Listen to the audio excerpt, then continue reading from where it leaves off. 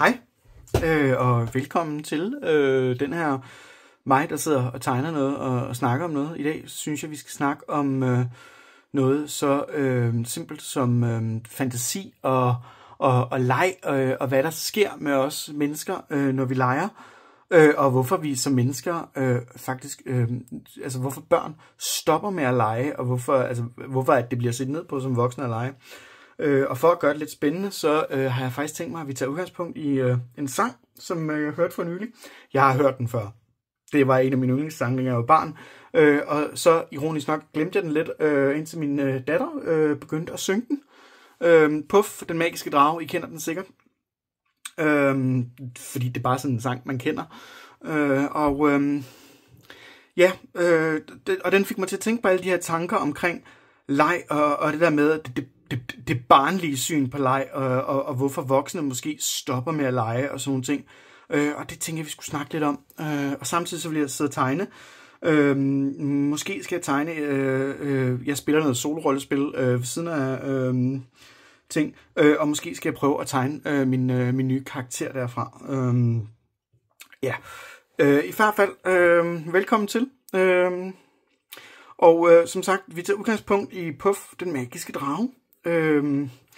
Fordi at den sang, synes jeg faktisk opsummerer ret godt det der tab af fantasi, og hvad der sker, og hvordan vi opdrages i samfundet til at opgive vores fantasi, og opgive vores leg. Lige hurtigt for at citere den. Første afsnit lyder meget sådan her. Puff, hvor kan man finde drager som dig? Du ligger på en klippeø og venter kun på mig. Du kan lide at lege, du var min ven. Men kære Puff, vi kommer aldrig til at lege igen. Som jo sådan indikerer, hvorfor kommer vi aldrig til at lege igen? Hvad er det, der sker? Og så slutningen af sangen. Puff, du er alene, alt er forbi. For drager lever 1000 år. Hvor er min fantasi? Du kan lide at lege, du er min ven, men kære Puff, jeg bliver jo aldrig som et barn igen. Og det her, det er de to vigtigste afsnit, for det jeg engang vil snakke om, fordi at alt andet handler om, hvad de legede, og hvordan de oplevede det. Og Puff er jo en fantasidrag. Det er jo noget, det her barn forestiller sig, og det er jo derfor, de bliver nødt til at tage afsked, for nu er barnet jo blevet voksen, og så kan man ikke lege mere. Og det synes jeg er en vildt interessant sådan, samtale at have, fordi hvorfor er det egentlig, at vi har den idé, at man som voksen ikke må lege? Og jeg tror, at det jo handler noget om, at vi har et barnligt syn på at lege. Og leg kan jo være mange ting. Leg kan jo være,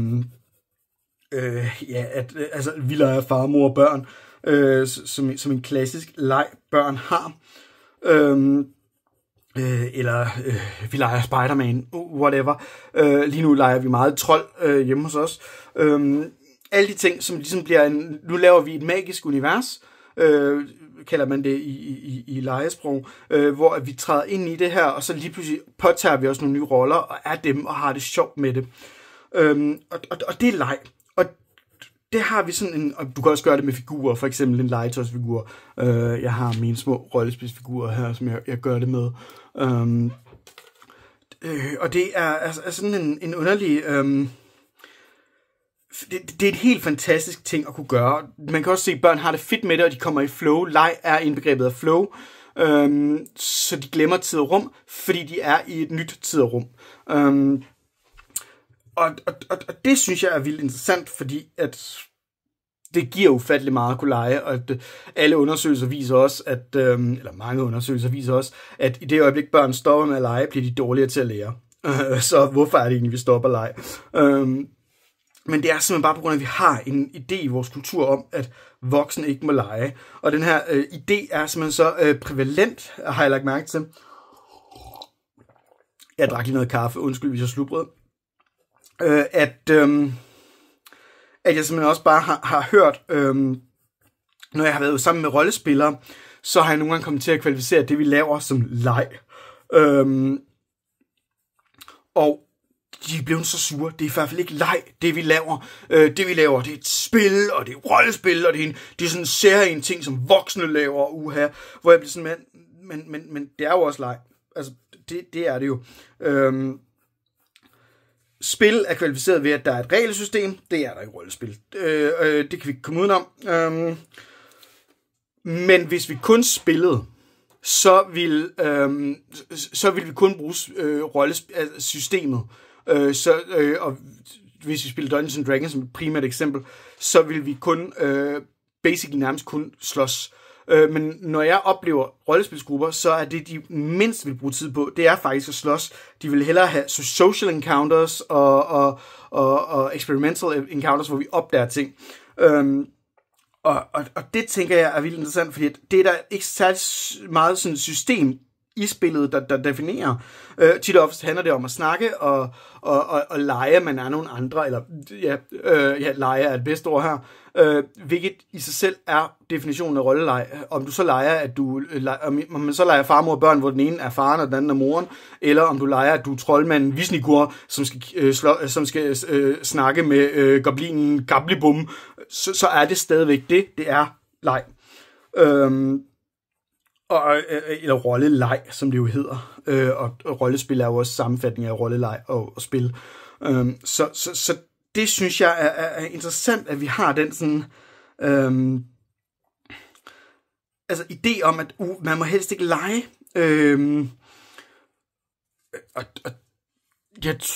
Jeg tror bare, at voksne leger. Alle væsener leger. Hunden ventede ikke på, at mennesket opfandt bolden, før den legede.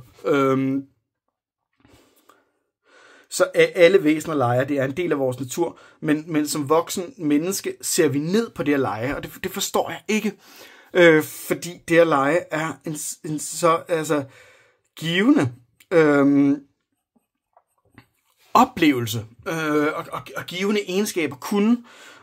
Som sagt, altså jeg spiller rollespil, jeg spiller for mig selv. Hvad fanden får du ud af det? Rollespil skal jo være en social begivenhed. Men for mig er det faktisk det der med at skulle improvisere og finde på, som er en del af legen. Hvordan reagerer jeg på, at jeg slår det her og alt sådan noget.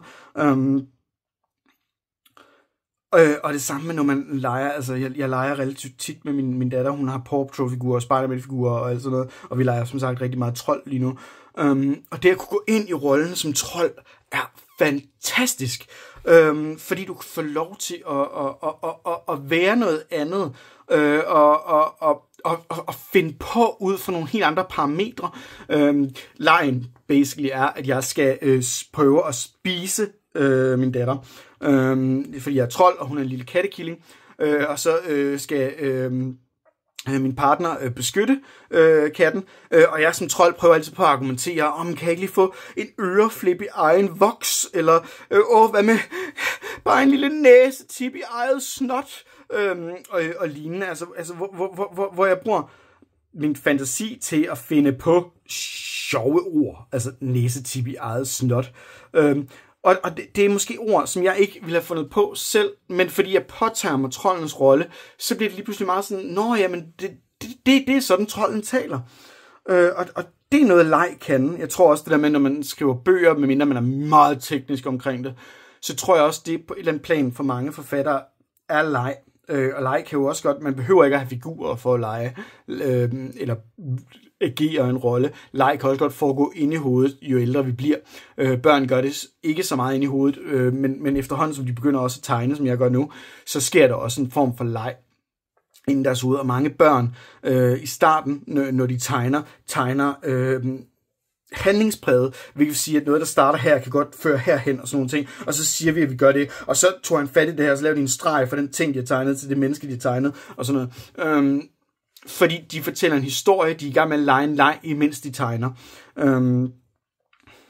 Så på den måde, så ser vi, altså leg er en meget vital del af rigtig mange aspekter, så jeg tror også, at folk, der tegner, leger rigtig meget, specielt når de fritegner. Man kan sige, illustrator ved jeg det ikke med, om man leger nær så meget, når man får en bundet opgave. Det må illustrator, der ser det her, kunne svare på. Men som frihåndstegner, så leger du jo, imens du også det der med lige nu.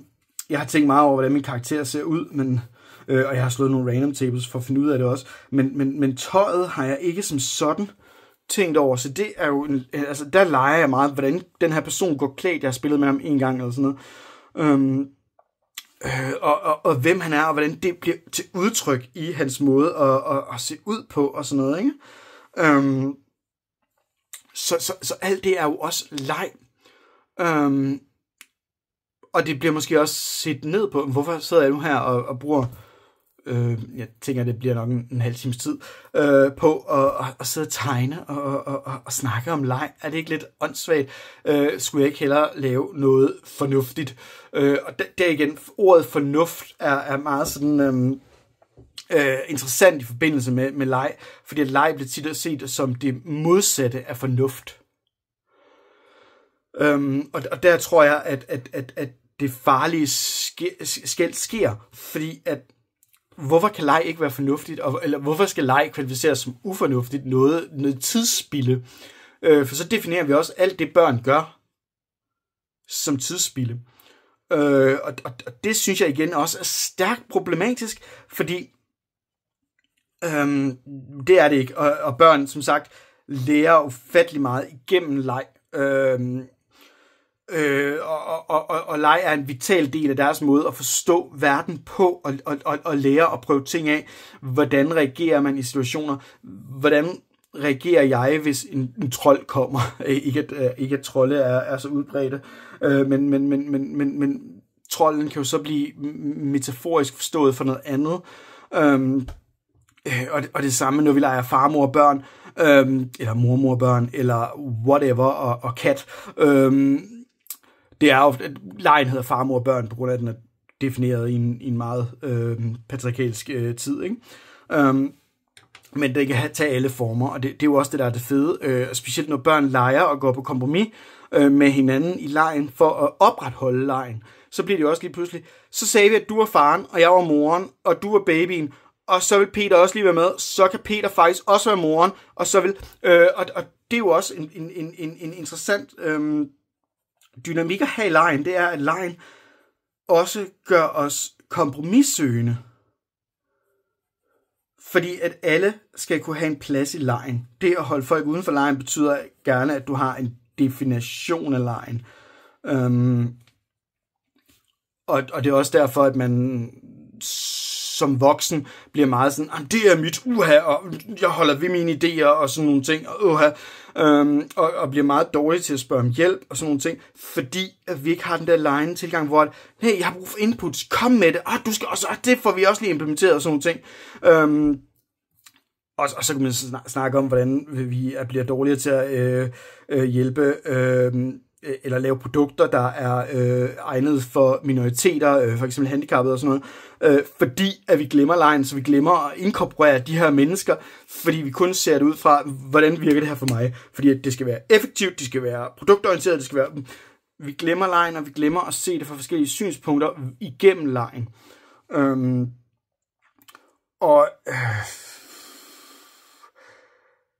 Det her skal ikke misforstås, fordi at jeg er kæmpe modstander af blackface, og jeg er kæmpe modstander af alle mulige ting.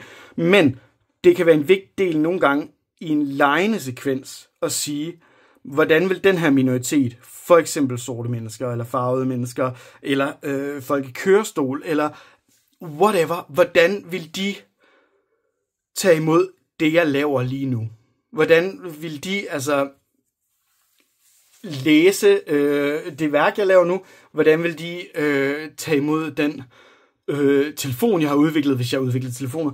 Alt sådan noget. Det kan være, og det er jo en del af det, legen kan, det er, at vi kan påtage os en forståelsesramme, som jo så også kræver, at vi ikke bare siger, så tror jeg, at sorte mennesker, fordi så bliver vi også meget hurtigt fordomsfulde, og kommer til at bare gribe ud i vores underliggende forståelser, kontra hvordan reelt set er.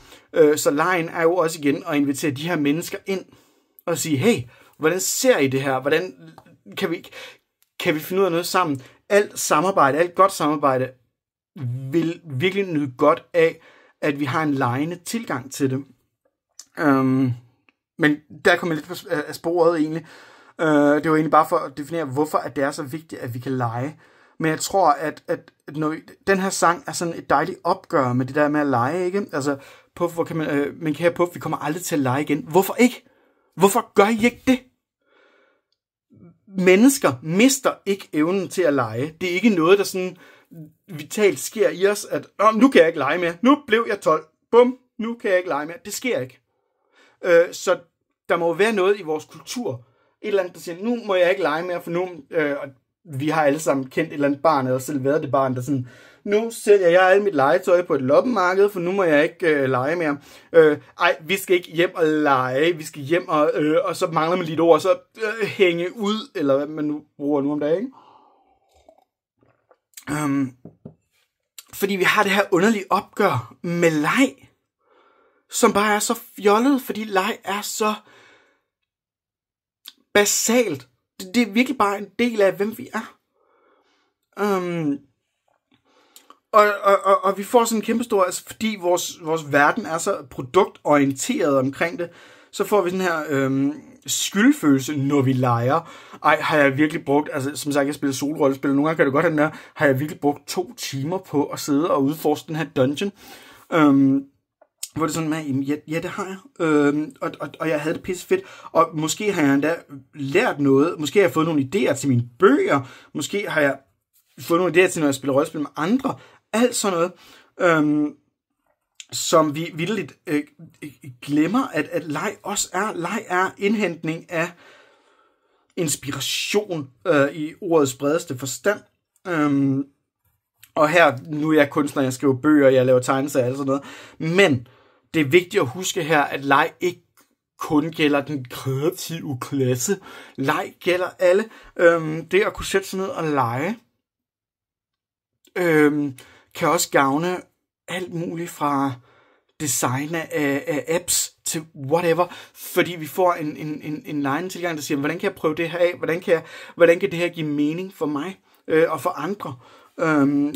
Fordi vi i legen bliver vi også afprøvende i stedet for designende. Og det er jo igen noget med, hvordan man deler ting om. Og jeg kan mærke, at jeg kommer til at tit snakke om det, fordi jeg er så måske også lidt bange for det med, jamen, hvorfor er det, at vi opgiver at lege, og hvorfor er det, at vi forbinder det med det barnlige? Men kære Puff, jeg bliver aldrig som et barn igen. Men hvorfor er det, at vi har antitesen? Hvorfor er det, at vi ikke må lege? Altså, hvorfor er det, at voksne ikke må lege? Hvorfor er det? Jeg tror som sagt, at det ses som, at vi er uproduktive, når vi gør det.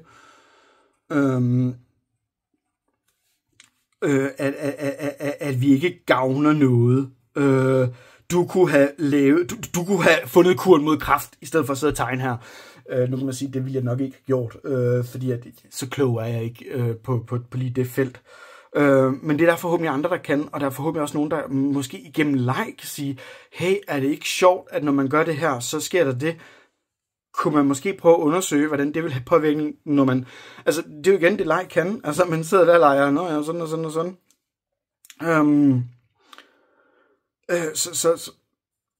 Men det mister vi. Vi mister den evne til at få en hurtig indskydelse, når vi glemmer at lege. Eller, vi har jo stadig hurtige indskydelser, men jeg tror, vi mister evnen til på samme niveau, som hvis vi legede og kunne få det, ikke? Og den simpleste leg, jeg kender, som voksen, som barn, mangler man sjældent lege, må jeg hellere skynde mig at indskyde. Men en af de simpleste lege, og en af de mest elskelige lege, jeg kender, det er jo historietegninger. De kan købes i de fleste butikker. Faraos Cigar er begyndt at udgive, det er ikke den, der udgiver, men Roy Story Cubes er begyndt at lave dem nu i sådan et sæt her, i stedet for de firkantede kasser, de kom i før. Men slå dem og sige, hvad for en historie får ud af det her? Der er en krybbe, og der er et øje, der er nogen, der holder øje med barnet, fordi der er nogen, der vil lægge hånd på barnet. Okay. Og her er der nogen, der står, tror han står med en kniv, og prøver på at lokke den anden til at gøre noget sådan lidt Macbeth-agtigt. Måske er det fordi, at nogen pynser på at dræbe barnet, så derfor skal der holdes øje med barnet, for barnet er... Hvorfor vil man dræbe et barn? Barnet er en manglende brik. Det er sådan en bogstavbrik, ligesom fra Scrabble. fordi at den her manglende brik kan pege mod noget. Måske kan den peger opad lige nu, så måske kan den pege mod, at verden kan blive bedre, hvis det her barn får lov til at vokse op. Men de her mennesker vil ikke have, at verden bliver bedre, fordi at de allerede er at the top of the world. Og så begynder man sådan en kamp. Så det jeg har gjort nu, kan man sige, om det er bare at sætte billeder sammen og sådan ting, men det er også at lege, det er at få nogle improvisationselementer, og så leger jeg en historie frem, og så kan jeg jo lege endnu mere med det, hvis jeg vil. Nu har jeg sådan et godt basis. Så kan jeg jo lege, men det er på grund af, at vi har Peter. Det kan være ham her. Han hedder Peter nu. Man kan ikke se ham ordentligt, fordi han er så...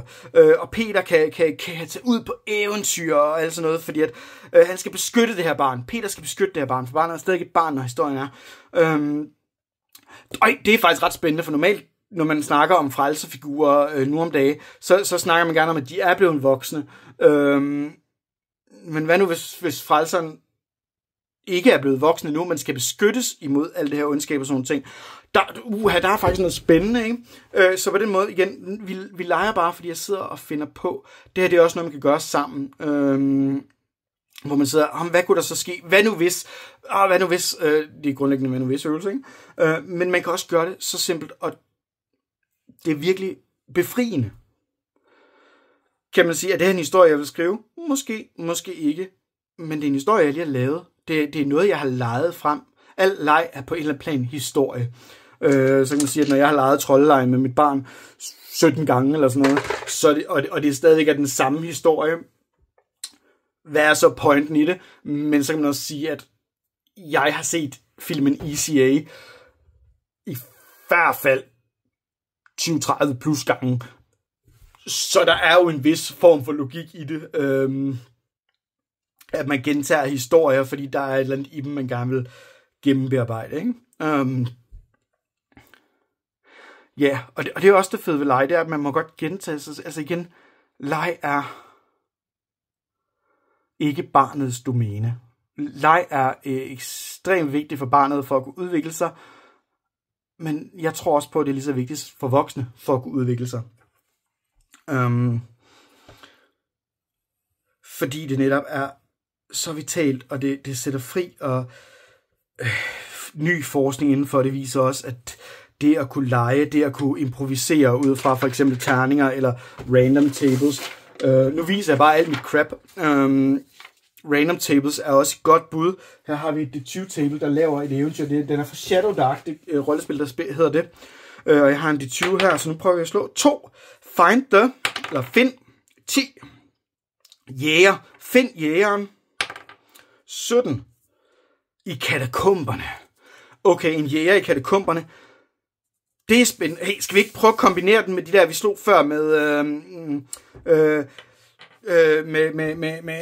det var ham her, Peter, kaldte vi ham vist nok. Peter skulle... han skal finde en jæger i katakomberne. Den her jæger, det er jægeren. Han jæger en jæger. Det her barn, The Chosen One. Og derfor, han har måske endda fået stjålet barnet, og nu har han taget det ned i katakomberne, hvor han vil lave sådan et antichrist-ritual, der vil gøre, at det gode i barnet vil blive det onde. Og derfor skal han stoppes, fordi at det her barn kan både være en styrke for det gode og for det onde, og vi vil jo helst have, at han bliver det for det gode. Så derfor skal han stoppes, og derfor så skal vi finde ham og stoppe ham nede i katakomberne, hvor han har fundet det her sted, han kan lave det her mystiske ritual. Igen, leg ud fra, at jeg har fået nogle inputs. Det kunne også have været et andet menneske. For børn er det jo gerne det der med, at så leger de. Og så sagde vi, du var faren, og så sagde vi, jeg var moren. Så skulle du på arbejde, og så skulle jeg lave morting. Jamen, hvad er morting? Okay, og så skal barnet, fordi barnet måske ikke er klar over, hvad morting er, så skal de begynde at tænke, så skal jeg fylde vaskemaskinen, fordi det er det, de ser igen. Men det kan også være andre ting.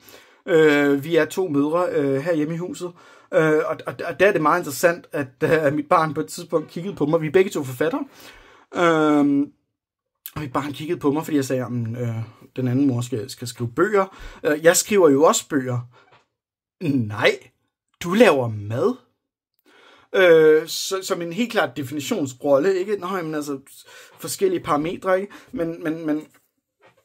Men på den måde, så ser vi bare det der med, at børn opsnapper ufattelig mange ting, og derfor kan de få ufattelig mange sådan, situationer afhængig af, hvad barnet leger, og med hvem de leger med, og man kan udveksle erfaringer igennem leg, som man måske ikke ville kunne andre gange.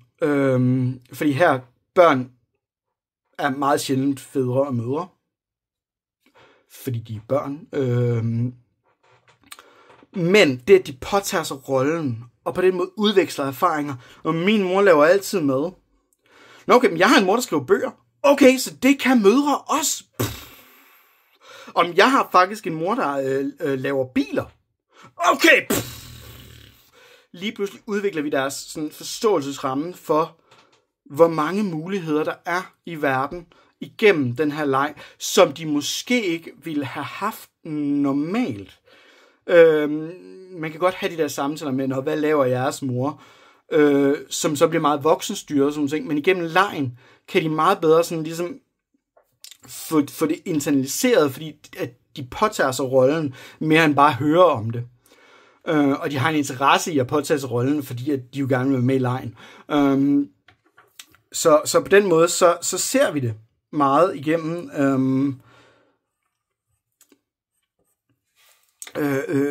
legen, når vi er børn. Og det tror jeg også bare, vi mennesker, som jeg nævnte før, hvis vi mennesker, vi voksne, påtager os det ikke. Altså, jeg bliver aldrig som et barn igen. Prøv at blive som et barn igen. Prøv at sætte dig ned og lege.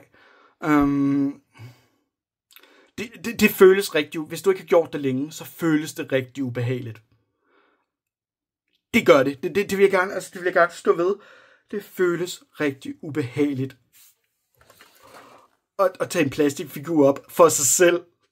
Man leger ikke engang med et barn. Selv det kan for nogen føles ubehageligt, har jeg lagt mærke til. Men det at tage en plastikfigur op selv og sige, nu er jeg dragen Tjabalamba, og hvad vil en drage? Jeg vil have mad. Det tænker jeg, drager samler guld. Og ja, mad og guld. Hvor kan man finde det henne? Noma har ret dyre priser for deres mad. Så det må betyde, at de har sindssygt mange penge. Og mad. Så dragen flyver hen til Noma. Igen, bare mig, der sidder og improviserer ud fra den viden, jeg har, og børn, hvis man så sidder sammen med andre, hvis man leger sammen med andre, improviserer man så med den viden, vi alle sammen har. For eksempel, som jeg også nævnte før med far, mor og børn, og så siger barnet, men min mor gør det. Nå okay, det kan mødre også gøre. Okay, fedt. Her, fordi jeg ved, at der er en restaurant, der hedder Noma, der koster mange penge, og laver mad, fordi det gør restauranter, så kan jeg lige pludselig lave den der leg, der hedder, når dragen vil have både rigdom, fordi drager er kendt for at samle rigdom, men dragen også vil have mad. Det var min første indskydelse. Så siger jeg, hvad kan kombinere de to ting? Hjernen. Noma. Bum. Det er leg. Det er mig, der kombinerer ting, som teknisk set ikke kan kombineres, fordi lad os bare lege, vi lever i i den virkelige verden. Drager findes ikke. Men jeg leger lige pludselig, at dragen findes. Og lige pludselig skal jeg jo så til at tænke over, hvordan vi løser det her problem. Og det er leg, fordi at det ikke er et løsbart problem. Det er ikke 2 + 2. 2 + 2 giver 4. Det er et løsbart problem. Det er ikke som sådan leg så meget, som det er systematik. Man kan sige, der er også leg i matematik, hvis du kommer virkelig langt ud i det, og sådan noget med, hvordan løser vi de her ligninger, som er kæmpestore, og sådan noget. Der skal være noget leg i det, for at nødvendigvis gøre det, tænker jeg. Men i sig selv, så er legen det der med at samle noget op, og sige, nu er det her levende. Hvad gør det? En let måde at gøre det, hvor du ikke skal ud og bruge penge på plastik, eller lignende, hvis du ikke har noget barn, der har en masse legetøj, så kan en god måde at gøre det på faktisk at være en improøvelse, som jeg lærte i sin tid. Her er der en kaffekop. Jeg snakker med min kaffekop hver morgen. Goddag, Nej, jeg har lavet en god kop kaffe til dig. Ej, har du det? Mange tak. Ja, du skal drikke mig, og så skal du nyde mig, og så får du en god dag. Ej, gør jeg det, mange? Så simpelt kan det være. Man kan sige, det er ikke fordi, at det er en stor forkromet historie, vi får ud af det. Det er det gud hjælpe med heller ikke, hver gang et barn leger far, mor og børn, eller hver gang vi leger trolde i historie. Tit og ofte er det meget gentagende. Men det er stadig leg. Du går ind i en legende bevidsthed om, at nu taler den her kop. Hvad siger den? Jeg har mange forskellige kopper. Nu har jeg kun lige den her en med. Den er måske lidt kedelig, men det var en gave, jeg fik fra nogen, jeg underviste engang. Så derfor er jeg meget glad for den. Men jeg har også forskellige kopper med ansigter på. Jeg har mit Breakfast at Tiffany kop, og jeg har mit kat. Jeg har kattekoppe sådan med en skeptisk kat på. Den er altid sjov. Og jeg har mit rollespilskop, hvor jeg har sådan en udød troldmand på, som også, altså, og så snart de får ansigter på, så kan de altså virkelig snakke. Altså, og som sagt, nu brugte jeg den her før, de behøver ikke ansigter på, men det at få ting til at snakke, og snakke med dem, ja, det er grænseoverskridende. Det føles virkelig ubehageligt de første par gange. Også på grund af, at vi som voksne har lært igen, at det er spild af tid, og måske er du lidt gakket, hvis du gør det. Men tør være gakket. Fordi det giver så meget. Det giver så meget i, hvordan du tænker, hvad for nogle nervebaner i hjernen, der ligesom sætter sammen og sådan noget ting. Og det giver noget i forbindelse med, hvordan du møder mennesker og snakker med mennesker. Og der er også, man er i gang med noget forskning, der snakker om, hvordan det påvirker demens og lignende. At man bibeholder leg. Og indtil videre ser det ret positivt ud. Altså, hvis du har en legende tilgang. Lige nu, forskningen, sådan som jeg sidst læste den, og det er et stykke tid siden, men så viste det sig, at folk, der laver hjerneaktiviteter, som for eksempel kryds og tværs, eller sudoku, eller andre ting, der kræver, at man lige tænker, det hjælper afsindigt meget. Så derfor kan solo-rollespil kan være en god idé, fordi solo-rollespil kombinerer faktisk mange af de aspekter, de sagde er en god idé, fordi et solo-rollespil kræver, at du har et rollespilsystem, det er gerne noget med tal. Boom. Om 2 og 2, og så skal man regne ud. Men det kræver også, at du har improvisationsting til, hvis du skal se et eller andet, for eksempel den her, hvad skal min opgave være, så skal du danne en historie ud for det, hvilket sætter i gang i nogle narrative hjernebaner. Så på den måde stimulerer du alle de her hjernebaner, så de ikke på samme måde risikerer at gå i forfald.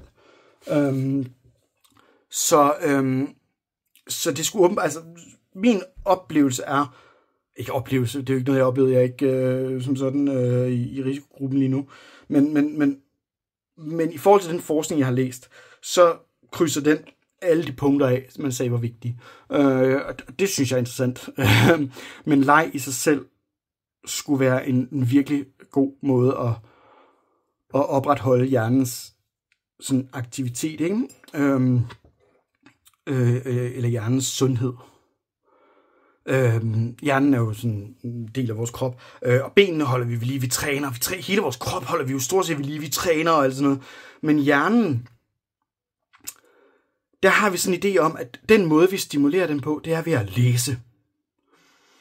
Og måske lave en krydserbolle, eller kryds og tværs. Og kryds og tværs er en af de ting, jeg nævnte før, så det er selvfølgelig også godt, og sådan ting. Og det er at læse os. Det sørger for, at vi stimulerer nogle hjernebaner. Men det at lege, stimulerer altså lige alle dem, vi glemmer. Altså ja, genfind legen. Lad være med at tro, at I aldrig kan blive som et barn igen. Fordi at det er ikke barnets domæne. Det er ikke barnets ene ret at kunne lege. Alle må lege. Og det må du også. Også selvom at nogen siger, at det er barnligt. Sidder du og leger? Sidder du og gør det her for dig selv? Har du købt en plastikdrage? Hvad vil du bruge den til? Det er da spild af penge. Jeg tror, den kostede en 10'er eller sådan noget på et loppemarked. Og jeg havde skyndt mig at sige, at loppemarkedet er genialt til at finde gammelt, underligt legetøj på. Men for mig var det ikke spild af penge. For For mig var det en invitation til noget, til leg, til at sige, hey, hvad kan jeg med den her drage? Den er også meget god til rollespil, når man spiller det sammen med andre gamle på spilbrættet, sige, der kommer en drage, og de officielle for Dungeons & Dragons koster alt for mange penge. Så er den også god. Men det at have legetøj er en invitation. Vi som voksne har en tendens til at sige, vi skal helst leve minimalistisk. Vi må ikke have, og det må helst ikke være spild og alt sådan noget. Og hvorfor have legetøj? Det er det grimt. Det er sådan en grim plastikfigur, og man har glemt at give den fortænder i undermunden, altså, fordi den har en tunge. Og jeg skal lige prøve at se. Det er vist bare sådan noget. Nej, det er sgu en officiel slike. Jeg skulle lige til at sige, det er også bare noget billigt plastiklort, men det er en slike, så det er det ikke. Men selv hvis det var billigt plastiklort, så er det stadigvæk en invitation til leg. Igen en anekdote for Dungeons & Dragons. Da Gary Gygax begyndte at spille Dungeons & Dragons, det er ham, der sådan ligesom er en af dem, der opfandt det, så købte han sådan nogle ekstremt billige legetøjsfigurer fra Kina. Det var før Temu og Shine og sådan ting, så de var blevet importeret til Amerika på det tidspunkt, og han havde købt dem i en butik til 10 eller 20 kroner. Han havde nok ikke købt dem for kroner, han havde nok købt dem for dollars, fordi det var USA. Men dem havde han købt, og dem opfandt han som monster ud fra. De skulle vist nok ligne dinosaurer, men det gjorde de ikke, fordi dem, der havde designet dem, havde ikke forstand på, hvordan dinosaurer så ud. Så de lignede, jeg ved ikke hvad, men han opfandt klassiske monstre over dem. Bare se, når den her underlige ting med en mystisk fjerhale, det er et rustmonster, der æder jern. Ej, wow, vi har alle sammen svær lavet af jern. Det er leg. Det er ham, der siger, jeg har der noget. Ej, hvad kan den? Det er en drag, der jeg vil æde Noma. Eller det er et væsen, der kan æde jern. Pissefarligt, hvis du har et sværd og er ridder. Det er leg, og det er det, leg kan. Leg kan få os til at tænke anderledes, og dermed også finde nye alternativer og løsninger. Og så er leg også bare pisse fedt. Og det er nok det, jeg vil slutte af med i den her video, det er at sige, leg er ikke kun noget, jeg siger, fordi at vi skal blive bedre til at tænke bredere over, hvem vi arbejder sammen med, og hvad vi gerne vil opnå med ting, eller designe ting, eller finde på ting. Leg er også bare rekreationelt på en helt anden måde, end så mange andre ting. Leg er sjovt. Leg er en måde at sige, hey, nu sætter jeg mig ned og leger i 20 minutter, 10 minutter, og bare har det sjovt, uforpligtende, forsvinder ind i den her leg. Det skal ikke føre til noget. Det er ikke fordi, at jeg skal opfinde et eller andet nyt og smart. Det skal bare være sjovt. Jeg skal kunne få mig selv til at grine, eller jeg skal få mig selv til at glemme, at jeg kun havde afsat 10 minutter og komme til at bruge en halv time. Det er det ultimative. Det er, når man kommer til at gøre det, ikke? Men ja, hvis vi skal slutte af med sådan en dagens øvelse, så vil jeg faktisk prøve at sige, at hvis du har et barn, så find noget af deres legetøj. Helst ikke noget, der er defineret på forhånd. Altså, hvis de har en Spider-Man-figur, så lad være med at tage den. Tag noget, der ikke er defineret på forhånd. En Lego-figur, eller en eller anden form for figur, et eller andet. Tag det, og sig, nu leger jeg med det i 10 minutter, og ser, hvad der sker. Eller tag en kaffekop, og snak med den. Tag en... snak med din mad. Snak med en gulerod. Et eller andet. Prøv at opdigte noget, du kan snakke med. Giv det en personlighed. Jeg har for eksempel, som sagt, en skeptisk kat som krus, og jeg har en ond troldmand som krus. Og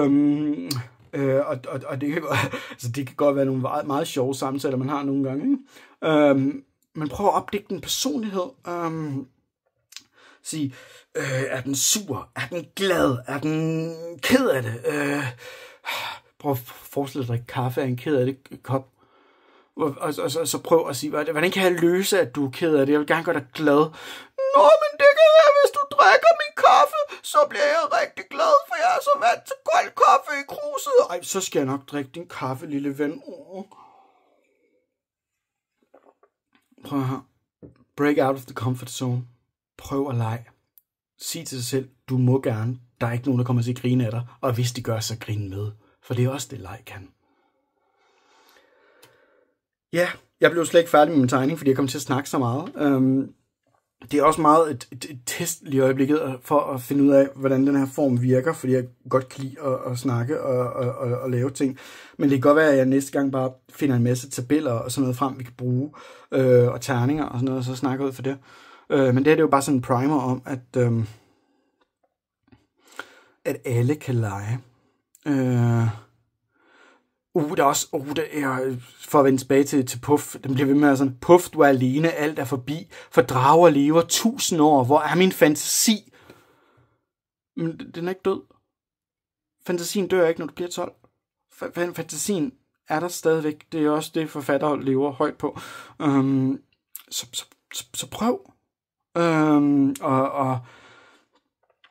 Vi kommer aldrig til at lege igen.